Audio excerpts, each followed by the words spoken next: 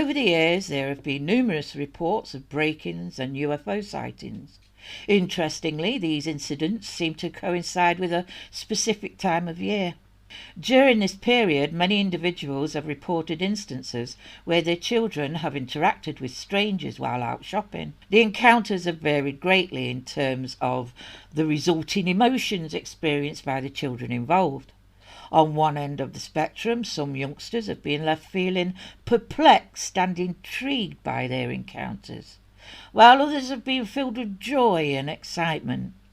However, it is important to note there have also been instances where certain children have been left overwhelmed by fear, resulting in their distressing screams. Reports show that up until the 19th century, it was only adults who were left perplexed by this man they called a merry old man, who they claimed presided over their festive parties, eating, drinking and making merry. But he would always leave them with a feeling of joy and cheer. Although in 1592 in York, the celebration of Yule riding was on the 21st of December, but after complaints of robust rudeness and barbarous behaviour, they stopped the man dressed as Yule from parading the streets with his cake and meats. But later, in Tudor times, the very same man would appear, but became known as Captain Christmas, the Christmas Lord, or Prince Christmas. But what wondrous thing it must be to never age and bring joy to those around, this Captain, Lord, Prince, Yuleman. In 1616, Ben Jonson wrote a pleasant play. In the play, the man calls himself Old Christmas. He appears in old-fashioned clothes with a long, thin beard. Jonson's character of Christmas is definitely old, and he is definitely a father. He brings with him several of his sons and daughters, each personifying a different tradition of the period, with names like Misrule, Carol, Mince Pie, Mumming and Wassail. He himself came with no gifts, but one of his sons, New Year's gift, brought an orange and a sprig of rosemary with a collar of gingerbread and a bottle of wine under each arm. Alas! In 1647, Parliament banned Christmas altogether, along with Easter, Whitsun and many other traditional holidays. What? In 1660, Old Father Christmas returned. But he was still a character who was made fun of due to his appearance, in a jolly old sort of way. He still drank and made merry at the festive parties for adults. There was no sign of gifts to be left for the young humans.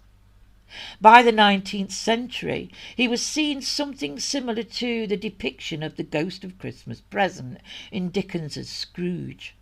In the Victorian era, the times for the merry old man would progress to families celebrating together. Meanwhile, over in Europe, stories of St. Nicholas or Sinterklaas, a 4th century Greek bishop from Myra, now in modern-day Turkey, had been around for a long time. There were stories of his miracles and how he helped many people. One story in particular stands out in relation to Christmas. He met a poor man who was on the brink of selling his own daughters into slavery. Under the cover of darkness, the saint anonymously threw 3 bags of gold down the chimney to provide dowries for the girls. The gold landed in their stockings, which were drying by the fire. His fame spread far and wide through medieval Europe, and after the stocking story, gifts began to appear for children in their stockings on the day before St. Nicholas Day, which was December the 6th.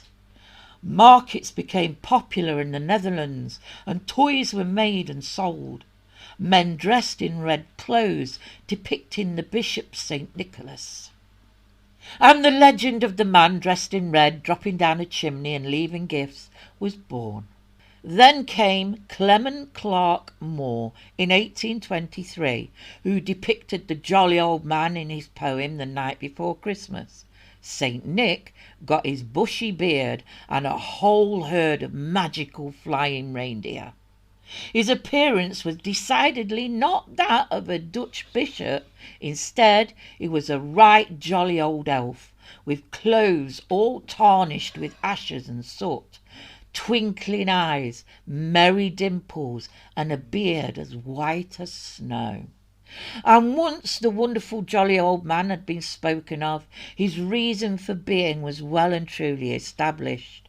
His appearance may have changed slightly over time, but the sense of humanity from his forebears should hopefully remain. Wishing you all joy and happiness, and thank you so much for watching my videos.